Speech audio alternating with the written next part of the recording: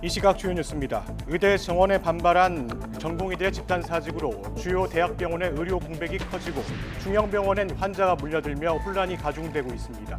보건 위기 경보를 최고 단계인 심각으로 올린 정부는 비대면 진료를 전면 허용했습니다.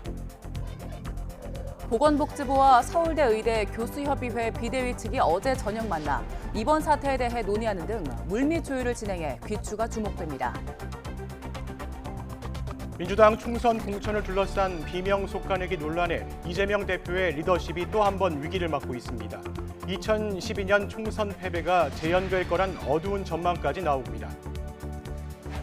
김종인 전 국민의힘 비대위원장이 개혁신당 공천관리위원장으로 합류해 공천과 선거전략 수립에 큰 역할을 할 걸로 보입니다.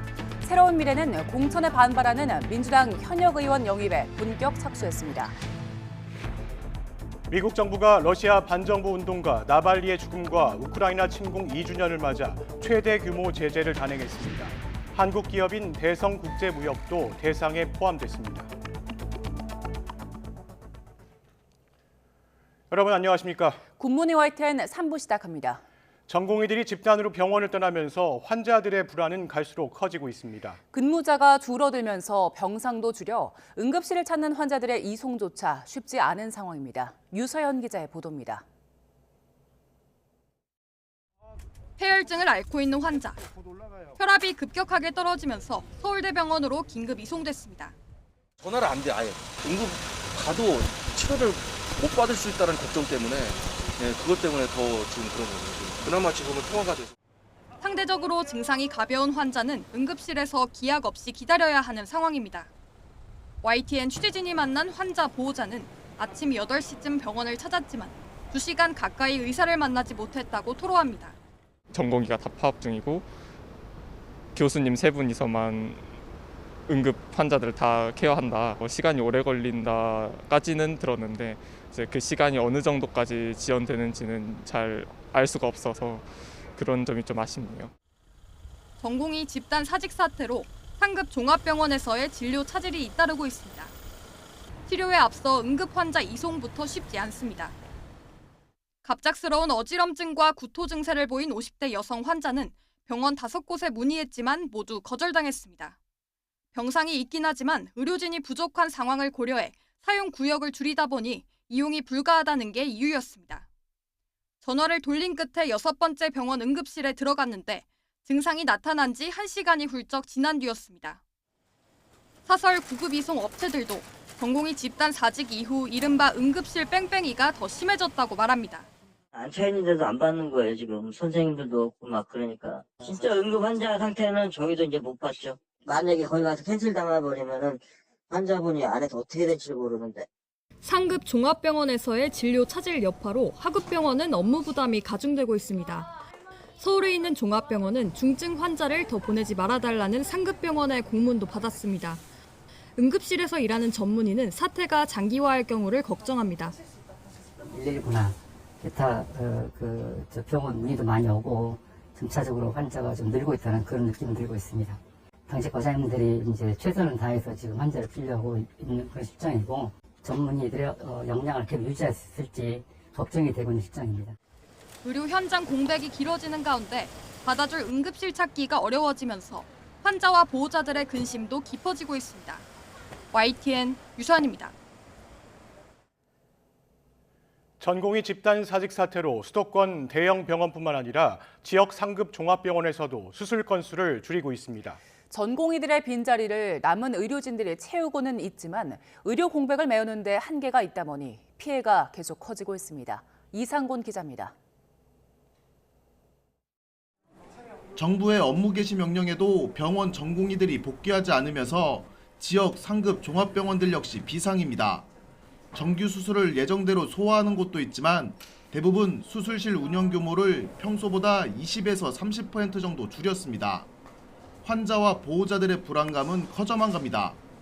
수술을 하셔야 되는데 그거를 이제 제때 이렇게 못 받으실까 봐 이제 사실은 좀 걱정이 되죠. 입원 환자를 돌볼 의료진이 부족하다 보니 수술 후 예정보다 일찍 퇴원하는 환자들이 잇따르고 있습니다. 수술하시고 3, 4일 정도 그 예우를 보고 퇴원하기로 되어 있었던 부분이 당장 뭐 오늘 퇴원해라. 본인들도 전원 의료선을 써준다고 했는데 마땅히 어디 병원으로 가세요라고 그런 부분도 없고. 지역 상급 종합병원들은 수술을 예약한 환자들에게 일정 조정을 안내하고 있습니다. 남아있는 의료진들이 중증이나 응급환자 위주로 수술을 진행하고 있지만 사태가 장기화하는 게 문제입니다. 전공의들의 빈자리를 채우고 있는 교수와 전임의들의 피로도가 점차 높아지고 있기 때문입니다. 경증 환자들은 아예 수술이 가능한 2차 병원으로 보내고 있습니다. 이렇다 보니 지역 주요 상급 종합병원들의 수술 횟수가 평소 대비 절반 수준까지 떨어질 것이라는 예측이 나오고 있습니다. 외래 수술방 그리고 병동 쪽으로 해서 전체적으로 노력은 하고 있는데 그걸 물리적으로 다 하기는 쉽지가 않은 부분이 좀 있습니다. 그래서 저희는 이제 선택과 집중을 해서 환자분들의 부담을 가급적 최소화하기 위해서 노력을 하겠습니다. 수도권 대형 병원에 이어 지역 주요 상급 종합병원들도 수술 일정에 차질을 빚으면서 의료 공백으로 인한 피해가 점점 커지고 있습니다. YTN 이상곤입니다. 전공의들이 떠난 병원을 지켜온 간호사들이 어제 기자회견을 열었지요. 업무 과중은 물론 불법 진료까지 내몰리고 있다며 보호장치 마련을 촉구했는데요. 여기에 전임의와 임상의마저 현장을 떠난다면 사실상 병원은 문을 닫아야 한다고 토로했습니다. 김근우 기자가 현장 간호사들을 만나봤습니다. 전공의들은 떠났지만 병원에는 한시가 급한 환자들이 남아 있습니다. 간호사들이 전공의의 빈자리를 메우고 있지만 업무량은 견디기 어려울 정도까지 늘었습니다.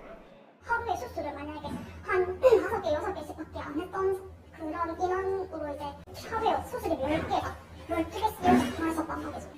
일부 병원에선 간호사에게 불법 진료를 떠맡기기도 합니다. 헤모포트라고 해서 저희 몸에 식립해서 하는 항암할 때 쓰는 그런 니들이 있어요. 그 니들링을 원래 의사들이 해야 되는데 이제 피해 간호사들한테 하라라고 지금 업무가 전가되고 있는. 의료법에 의사만 가능한 행위로 규정돼 있지만 한시가 급한 환자를 차마 내버려둘 수는 없습니다. 불법과 합법의 경계 지점에 있어서 환자 때문에 어쩔 수 없이 하는 거죠. 불법 때문에도 마음 졸이고 있고 또 그 업무도 많이 증가되기 때문에 너무 힘든 지금 상황인데. 그나마 현장을 지켜온 전임의와 임상의도 대부분 이번 달 말 재계약을 앞두고 있습니다. 현재 상황이 이어지면 병원을 이탈하는 전임의 등이 많을 것으로 보입니다. 간호사들은 이들마저 떠난다면 대학병원은 문을 닫아야 한다고 말합니다. 교수님이 이제 환자 상태를 보고를 하면 답이 바로바로 오는 상황이 아니거든요. 몇 시간씩 계속 기다려야 할 상황이 만약에 음인상이랑 펠로우까지 없어 버리면 더 지체되겠죠. 정부와 의사단체의 갈등이 갈수록 깊어지는 가운데 환자 생명이 걸린 현장은 점점 더 막다른 곳으로 내몰리고 있습니다. YTN 김근우입니다. 정부가 어제 보건의료 위기 단계를 심각으로 격상하면서 비대면 진료를 대폭 확대하기로 했습니다. 중앙재난안전대책본부는 의사들의 집단 행동이 끝나는 시점까지 비대면 진료에 대한 모든 규제를 풀고 전면 허용한다고 밝혔습니다. 또 6개월 이내 동일 기관에서 진료한 기록이 있어야 한다는 규정도 없애 초진이나 재진 환자 모두 아무 의료기관에서 비대면 진료를 받을 수 있게 됩니다. 다만 비대면 진료로 처방할 수 없는 의약품 목록은 그대로 유지되고 약 배송도 이전처럼 제한된 범위 내에서만 가능합니다. 전공의들에게 사직서 제출 전 병원 전산 자료를 삭제하자는 내용의 게시글이 올라온 온라인 커뮤니티에 대해 경찰이 강제 수사에 나섰습니다. 서울 강남경찰서는 그제 의사와 의대생들이 이용하는 온라인 커뮤니티 메디스태프에 대해 업무방해 혐의로 압수수색을 진행했습니다. 전공의 집단 사직 사태 이후 경찰이 강제 수사에 나선 건 이번이 처음입니다. 메디스태프는 지난 19일 게시자 정보를 알려달라고 경찰에 협조 요청이 있었지만 거부했고 또 이후 경찰이 영장을 가지고 찾아왔지만 게시자 정보를 확인하지 못하자 모든 노트북과 임원 휴대전화 등을 압수해갔다고 설명했습니다. 정부가 전국 의과대학을 상대로 본격적인 의대 증원 절차에 착수했습니다. 교육부는 전국 40개 의과대학에 공문을 보내 다음 달 4일까지 2025학년도 학생 정원에 관한 신청을 접수한다고 밝혔습니다. 정부는 비수도권 의과대학을 우선 고려하되 대학별 수요와 교육 역량, 지역 의료와 필수 의료 지원 필요성을 종합적으로 고려해서 정원 배정을 확정할 방침입니다. 국민의힘의 공천 잡음이 야당보다 덜한 걸 두고 정치권의 평가가 엇갈리고 있습니다. 내분보단 낫다는 의견이 있는 반면 지역구 현역 의원 컷오프가 아직 단 한 명도 나오지 않는 등 감동이 없다는 쓴소리도 만만치 않습니다. 이종원 기자입니다. 이번 달 초 PK 중진들에 대한 공개적인 험지 출마 요구 때만 해도 여당 내엔 긴장감이 감돌았습니다. 낙동강 벨트를 넘어 울산과 서울까지 지역구 재배치 요청이 있을 거라는 전망이 나온 겁니다. 승리하기 위해서 더 적극적으로 헌신해야만, 많은 사람이 헌신해야만 그것이 국민의힘의 승리의 길이라고 생각합니다. 본격적인 공천 심사 결과 발표를 앞두고 윤석열 대통령이 공천엔 관여하지 않겠다고 공개적으로 약속한 건 역시 이런 관측에 힘을 실었습니다. 선거 지휘라든지 또는 공천이라든지 이런 데는 관여하지 않겠다고 했고, 그리고 가까운 사이였지만 제가 총선 끝나고 보자고 했습니다. 공언대로 본선 진출 후보나 경선 일정이 정해진 지역구가 전체 70%를 넘었지만 이른바 윤심과 한심 공천을 둘러싼 파열음은 아직 들리지 않고 있습니다. 일부 중진의 험지 이동까지 추가로 끌어냈습니다. 서북부 탈환, 서울 수복, 총선 압승의 신화를 이뤄내겠습니다. 하지만 한동훈 비대위 출범의 큰 동력이었던 당내 희생과 혁신에 대한 기대치에는 미치지 못했다는 평가도 나옵니다. 공천을 신청한 현역 의원 102명 가운데 70여 명이 후보로 확정되거나 경선 기회를 얻는 동안 비례대표 의원 2명을 제외하면 지역구 현역 의원 컷오프 발표는 단 한 명도 없었기 때문입니다. 일부 의원들의 잦은 경선 포기나 불출마 선언만 있었을 뿐입니다. 제 양보와 희생으로 경산당입이 하나가 되어 총선 승리에 매진할 것을 호소드립니다. 본선보다 여당 내 예선전이 더 치열한 서울 강남권과 TK 지역 교통 정리를 차일피일 미루는 것을 두고도 의도적인 지연 전략이란 지적이 제기되고 있습니다. 29일 쌍특검법 본회의 재표결에서 이탈표가 나오는 걸 막고 공천 탈락자들의 제3지대 신당행 시기를 늦추려는 것 아니냐는 겁니다. 이리적으로 교체를 하지 않았다고 말씀하시는 것은 적절치 않고 총선 경선 최종 결과까지 다 보시고 평가해 주셨으면. 애초 국민의힘 공관위는 4개 권역별로 현역 의원 하위 10% 모두 7명을 공천 배제키로 했습니다. 다만 당의 요청에 따라 험지로 지역구를 옮긴 경우는 제외하기로 해 규모는 이보다 줄 것으로 보입니다. 부족하긴 하지만 개파 간 갈등이 폭발한 민주당보다는 우위에 있지 않느냐는 게 여권 지도부나 공관위의 대체적인 인식입니다. 하지만 혁신 없는 공천이 본선 경쟁력을 담보할 수 있겠느냐는 목소리도 꾸준한 상황이라 남은 공천 과정에 더욱 이목이 쏠립니다. YTN 이종원입니다. 국민의힘이 민주당 정청래 의원의 지역구인 서울 마포 을의 86 운동권 출신인 전향 인사 하문경 민주화운동 동지회장을 전략 공천하기로 결정했습니다. 또 비대위가 결정을 보류했던 김연아 전 의원에 대한 단수 공천은 취소하고 백지 상태에서 다시 검토하기로 했습니다. 또 당 공천관리위원회는 어제 서울 여의도 당사에서 브리핑을 열고 이 같은 내용의 회의 결과를 발표했습니다. 더불어민주당 총선 공천을 둘러싼 비명 속가내기 논란에 이재명 대표의 리더십이 또 한 번 위기를 맞고 있습니다.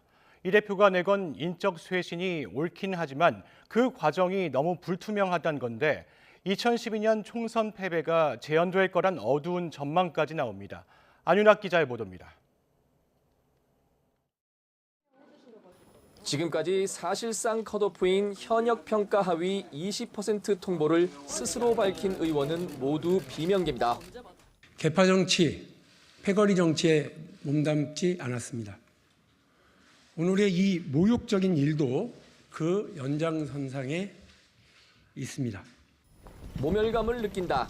모함으로 밀려났다며 탈당하는 의원들도 잇따랐습니다. 영등포 주민을 대표하는 국회의원으로서 모멸감을 느낍니다.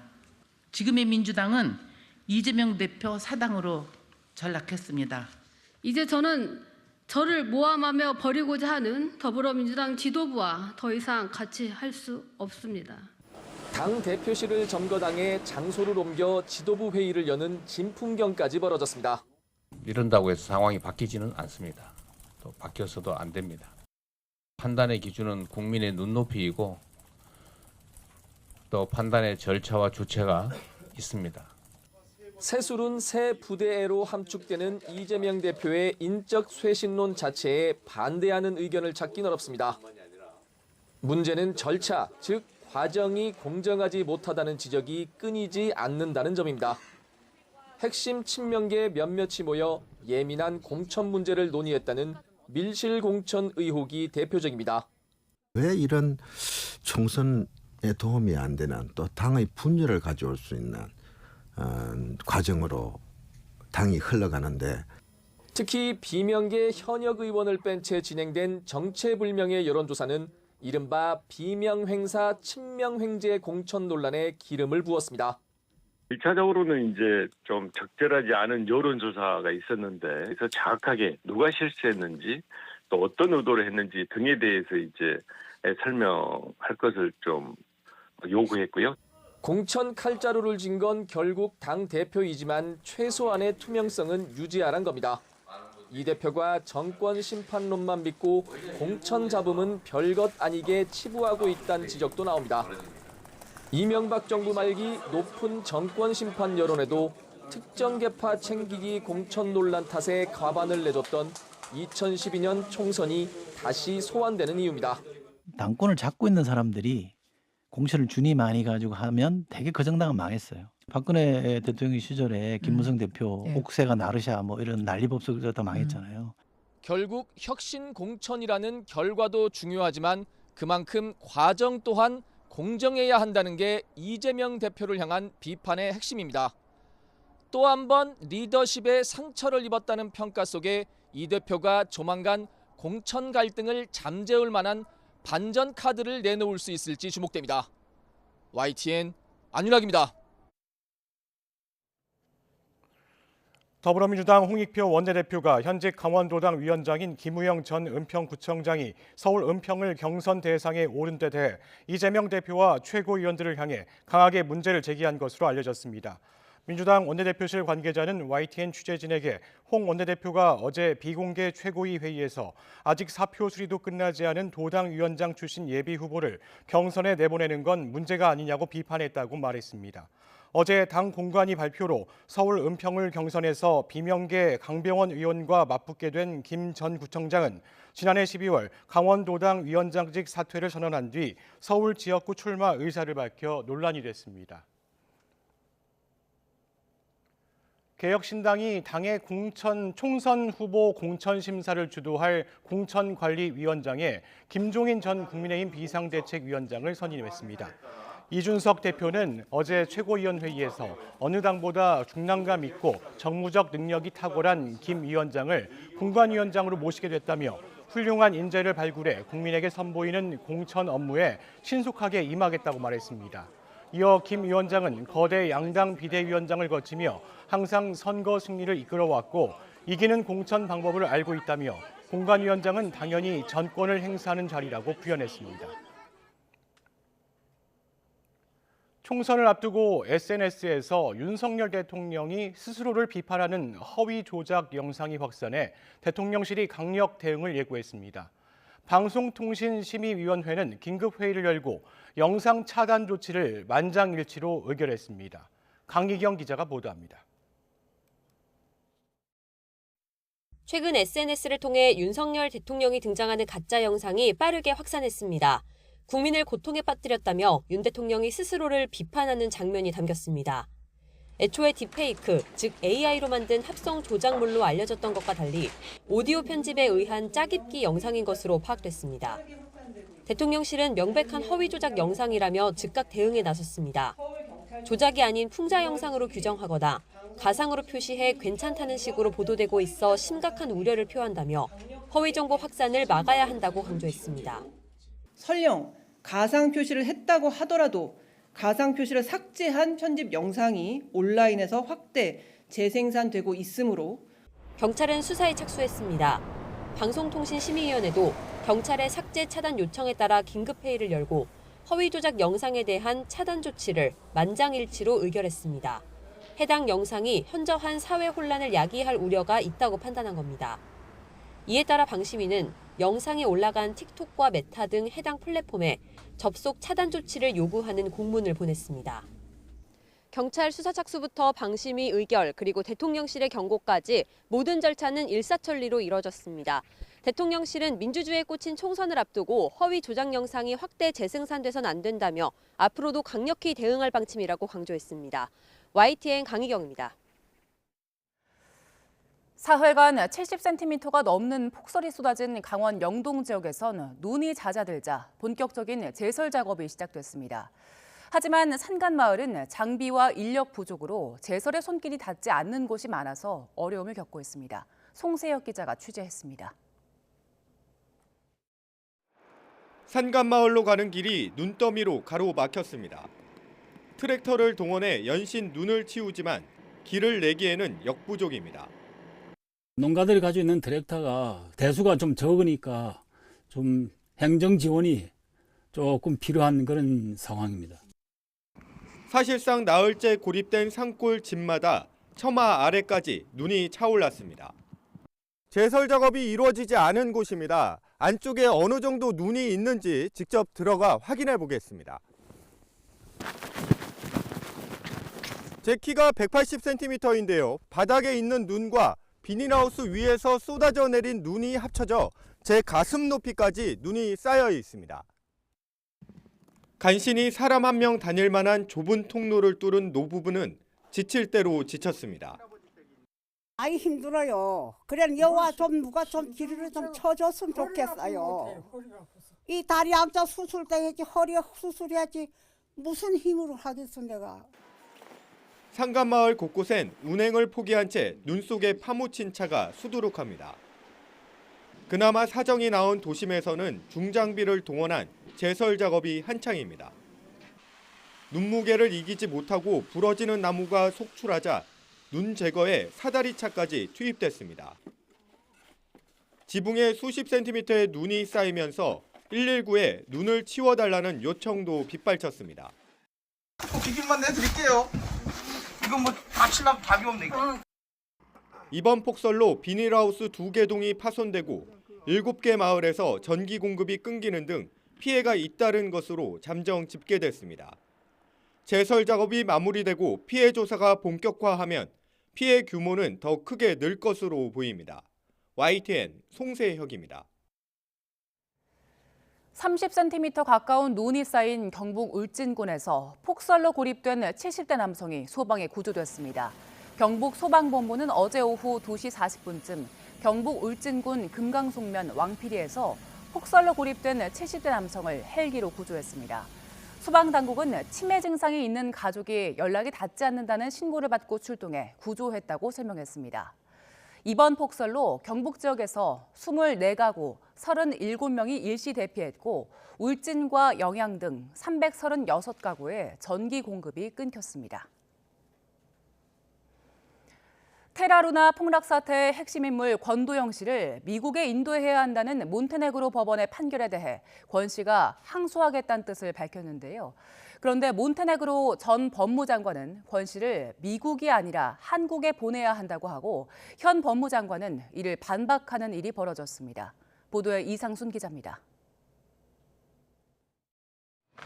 지난 21일 몬테네그로 포드고리차 고등법원은 테라루나 폭락 사태의 주범 권도영 씨를 한국 아닌 미국에 인도하기로 판결했습니다. 최대 100년 이상의 형이 선고될 미국보다는 차라리 한국행을 원하는 권 씨는 항소한다는 방침입니다.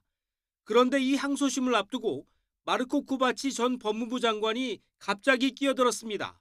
몬테네그로 일간지 BS 등에 따르면 쿠바치 전 장관은 자신의 임기 중 한국이 미국보다 먼저 범죄인 인도를 요청했다고 밝혔습니다. 코바치 전 장관은 그러면서 여러 나라가 동시에 범죄인 인도를 요청하면 범죄 장소와 범죄인 인도 청구 순서, 범죄인 국적 등을 고려한다고 말했습니다. 권 씨의 범죄인 인도 항소심을 앞두고 재판부에 영향을 주려는 의도가 다분해 보입니다. 그러자 안드레이 밀로비치 현 법무부 장관이 즉각 반격에 나섰습니다. 밀로비치 장관은 코바치 전 장관이 권 씨에게 미국으로는 가지 않을 것이라고 약속했기 때문에 긴장하고 있으며 그 초조함을 이해한다고 비꼬았습니다. 지난해 6월 몬테네그로 총선을 며칠 앞두고 불거졌던 권 씨와 코바치 전 장관의 물 및 거래 의혹을 다시 제기한 겁니다. 권 씨는 야당이었던 지금 유럽의 당대표와 2018년부터 인연을 맺었고 정치 자금도 후원했다는 자필 편지를 코바치 전 장관 등에 보내 정치적 파장을 일으켰습니다. 하지만 지금 유럽은 총선에서 압승했고 코바치 전 장관은 10월 말 교체됐습니다. 밀로비치 장관은 코바치 전 장관 등이 권 씨에게 편지를 쓰면 미국은 물론 한국으로 가지 않을 수도 있다고 약속했다면서 이제 곤경에 처했다고 주장했습니다. 이어 블록체인에 있는 권 씨의 디지털 지갑에서 수백만 달러가 다른 디지털 지갑으로 이체됐다는 정보가 있다면서 수사를 통해 밝혀질 것이라고 덧붙였습니다. YTN 이상순입니다. 미국의 물가 상승률이 시장 예상치를 크게 웃돌면서 기준금리 인하 시점이 늦어질 거란 전망이 강해지고 있습니다. 이와는 달리 우리는 물가가 둔화하고 있지만 마냥 반기며 금리 인하를 서두를 수는 없는 상황입니다. 왜 그런 건지 이형원 기자가 취재했습니다. 최근 미국 시장을 강타한 건 물가 쇼크입니다. 지난달 소비자 물가는 2%대 진입 예상을 깨고 3%대로 치솟았습니다. 생산자 물가는 시장 전망치를 0.3%포인트나 웃돌았습니다. 이런 물가 불안은 금리 인하 신중론에 불을 지폈습니다.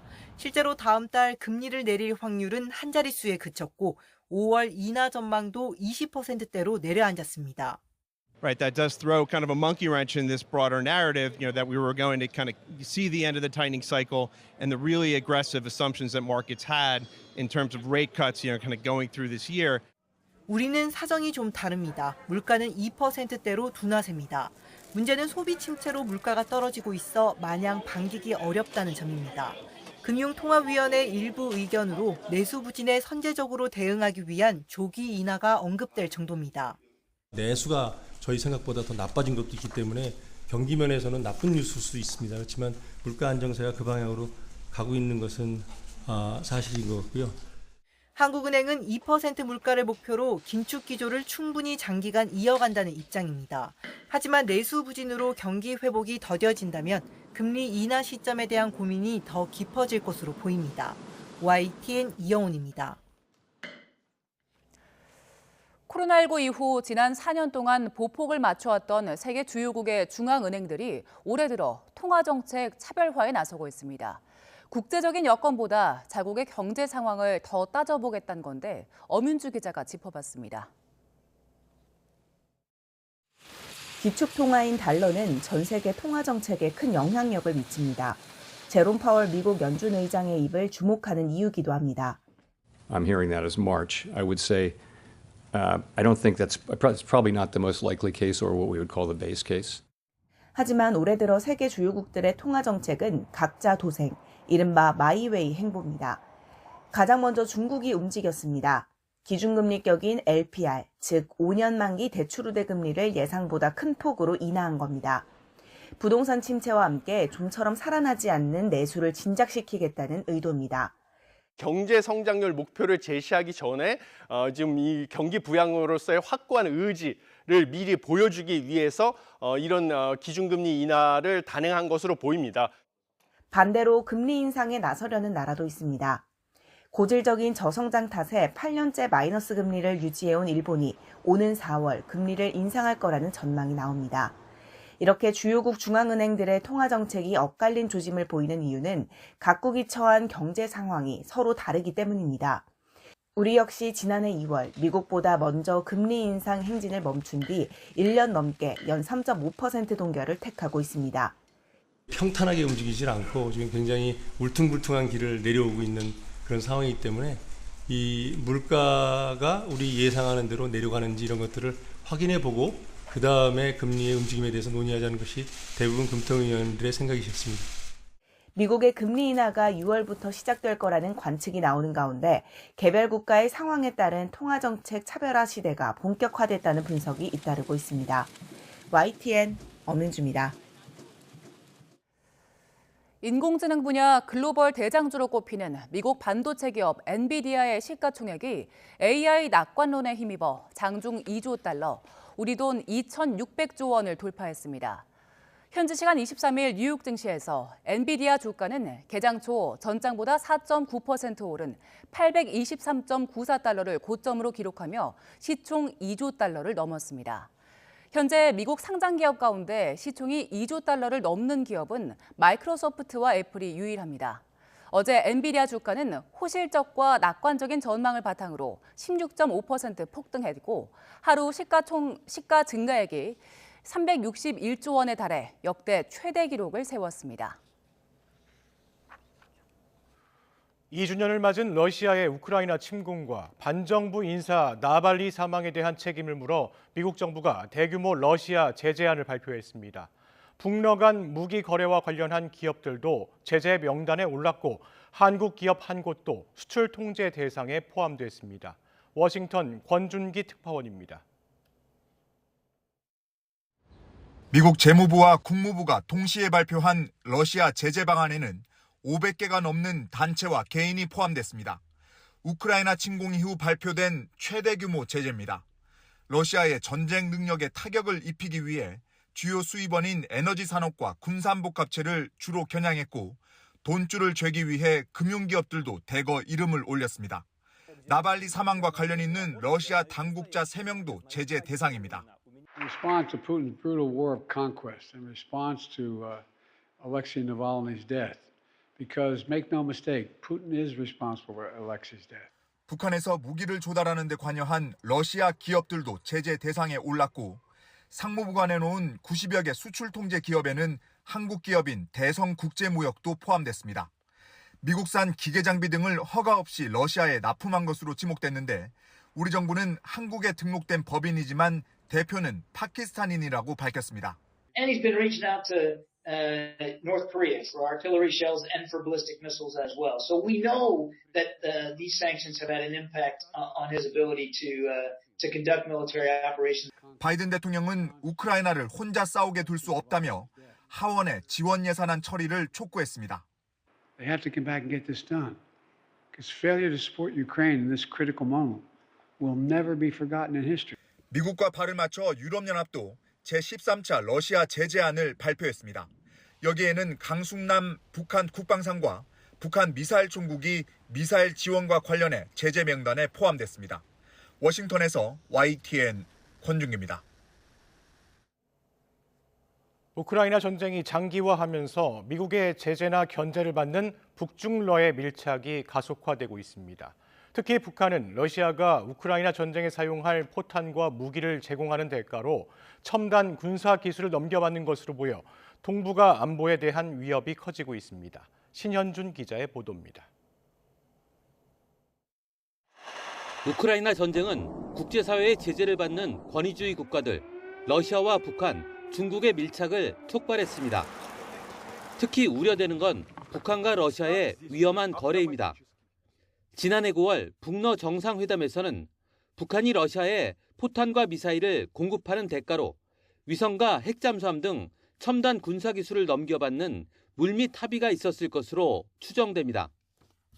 공주 강국의 현 주소와 앞날에 대해서 우리가 더 깊이 이해할 수 있는 그런 기회를 주신 데 대해서 영광으로 생각합니다.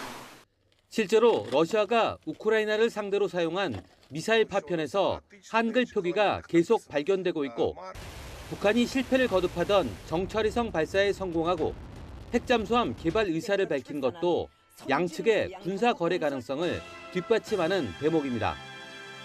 중국도 국제형사재판소에 체포영장이 발부돼 해외 방문이 막힌 푸틴 러시아 대통령을 1대1로 정상포럼에 초청하고 정상회담을 열며 결집을 과시했습니다. В нынешних непростых условиях особенно востребована тесная внешнеполитическая координация, что мы и делаем. 북중러의 밀착으로 인한 신냉전 시대의 초래는 동북아와 한반도 안보에도 치명적인 위협이 되고 있습니다. 우리와 동족 관계마저 거부한 북한은 고체연료 대륙간 탄도미사일과 신형 순항미사일을 잇따라 발사하며 도발 수위를 끌어올리고 있습니다.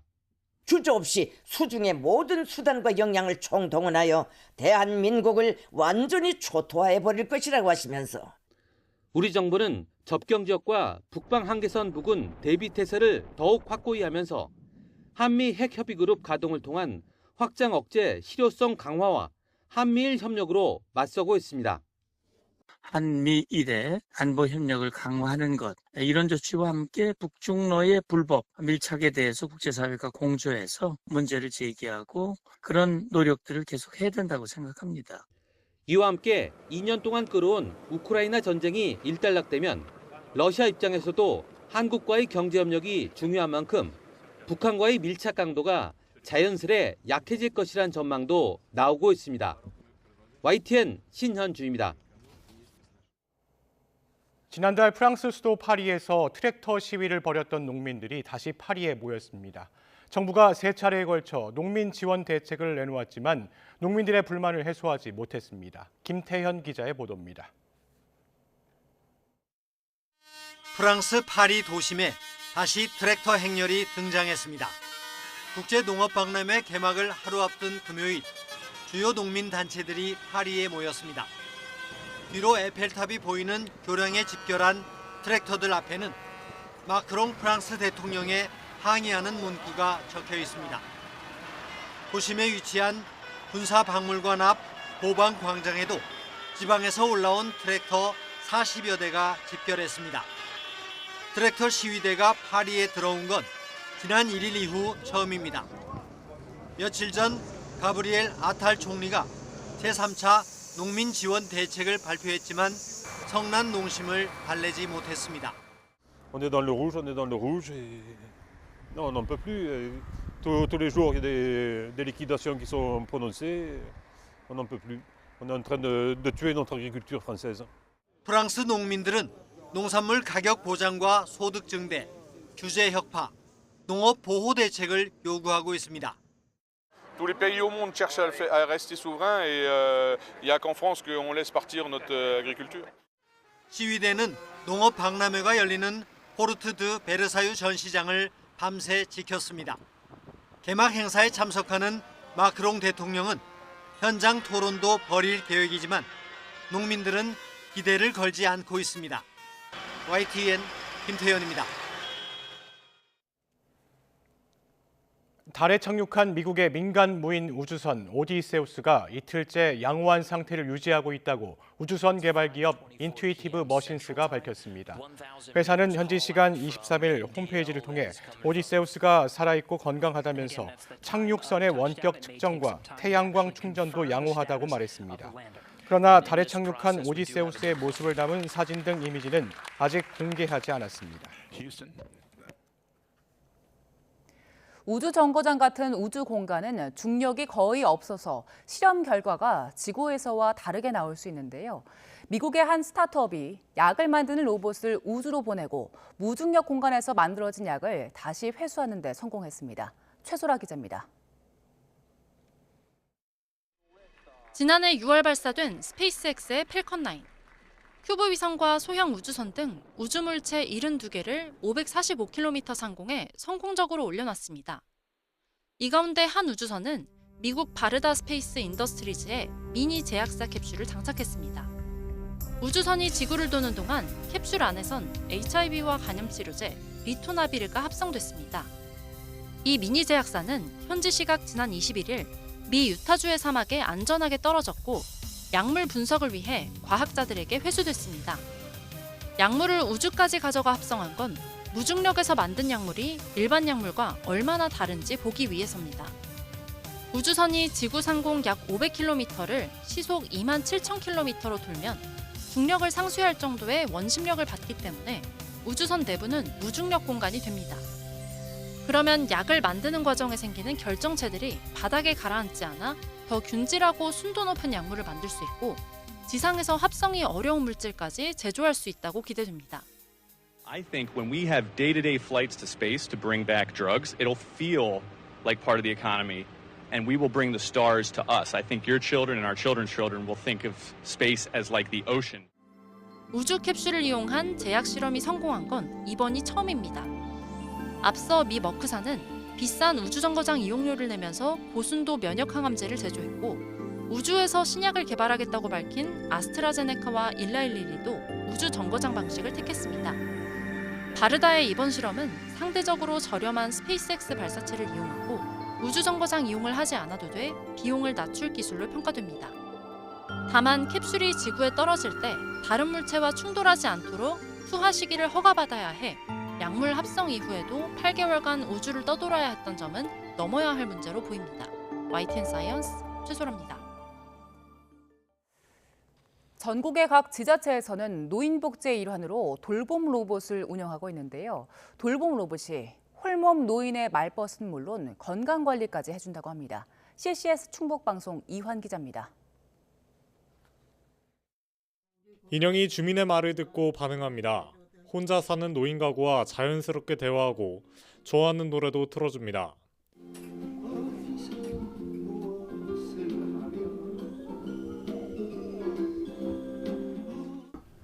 그렇지만 노래 참 잘 들었어. 할머니가 즐거워. 음성군 홀몸 노인 200가구에 전달돼 말벗 등 다양한 도움을 제공하고 있는 돌봄 로봇 고춤입니다. 또 뭐 약 먹는 시간 이렇게 설정해 놓으면 약 먹으세요 하면서 말도 해주고 또 일어나세요 이렇게 이런 말도 해주고 참 혼자 계시는 어르신분들한테는 참 좋은 것 같아요. 정말.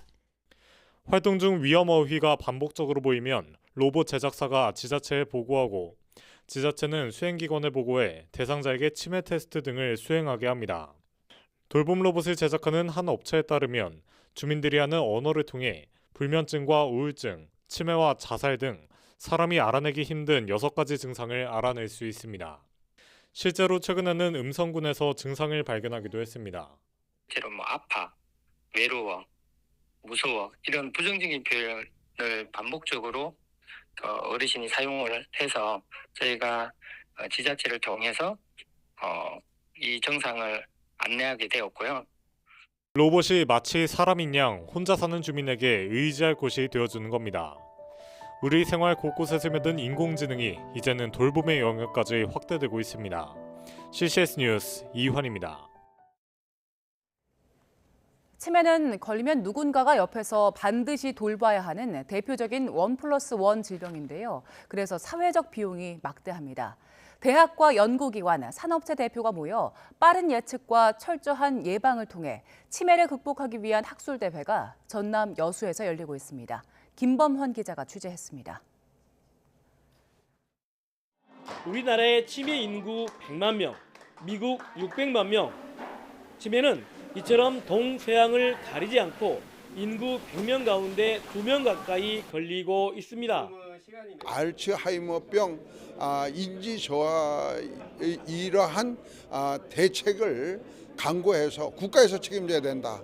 이러한 것을 대한노인회에서는 주장하고 있습니다. 치매 임상 연구자와 뇌신경과학자, 의공학자, 바이오산업계 전문가 등이 한자리에 모였습니다. 이 진동, 소리를 이용한 진동 자극은 저희가 이제 처음이고 이 자극이 허가를 받게 된다면 아마 세계 최초로 이 신경 조절 기기로 새로운 기기로서 발돋움할 수 있을 것 같습니다. 치매 연구와 극복에 관심이 있는 각계 분야 40여 명이 알츠하이머병 신경과학 포럼을 시작한 것은 지난 2017년 처음 학술 포럼을 주창한 조선대학교의 치매국책연구단은 동양인이 서양인보다 치매에 더 잘 걸리는 이유를 밝혀내고 한국인의 표준 뇌 지도를 완성하는 등 큰 성과를 냈습니다. 단순히 이제 의료계나 학계에서 연구 차원이 아니라 실용화 단계의 어떤 치매 예방과 치료 기술이 이제 개발되고 있다 이렇게 말씀드릴 수 있습니다. 나라 안팎에서 혈액과 구강 상피세포 검사, 발형 등을 통해 치매 조기 진단과 치료 기술의 실용화, 산업화가 탄력을 받으면서 학술 포럼 참가자는 갈수록 늘고 있습니다. 같은 주제에서 그냥 완전히 열린 마음으로 대화를 하고 자기 거 발표하고 남의 발표 열심히 듣고 아주 토론도 활발히 하고 또 새로운 팀을 만들고 그래서 우리나라의 이 알츠하이머 병을 극복하기 위한 연구가 정말 독보적으로 나가길 바라는 거죠. 사흘 동안 이어지는 학술대회는 치매 조기 예측과 예방을 위해 융복합 연구 성과와 새로운 의료 기술을 나눔으로써 치매 치료와 극복의 시대를 향한 열띤 토론의 장이 되고 있습니다. NFAD 화이팅! YTN 김범환입니다. 지난달 천연기념물로 지정된 지리산 화엄사 매화사진 촬영대회가 내일부터 열립니다. 대한불교조계종 제19교구 본사 화엄사는 홍매화의 천연기념물 지정을 기념하고 관광객들에게 치유를 제공하기 위해 사진 촬영대회를 연다고 밝혔습니다. 색을 듣고 소리를 보는 홍매화를 주제로 한 제4회 홍매화 들매화 사진 촬영대회는 프로와 휴대전화 사진 두 분야로 진행됩니다. 사진 촬영은 아침 7시부터 저녁 8시 반까지 할 수 있고 기간은 다음 달 23일까지입니다.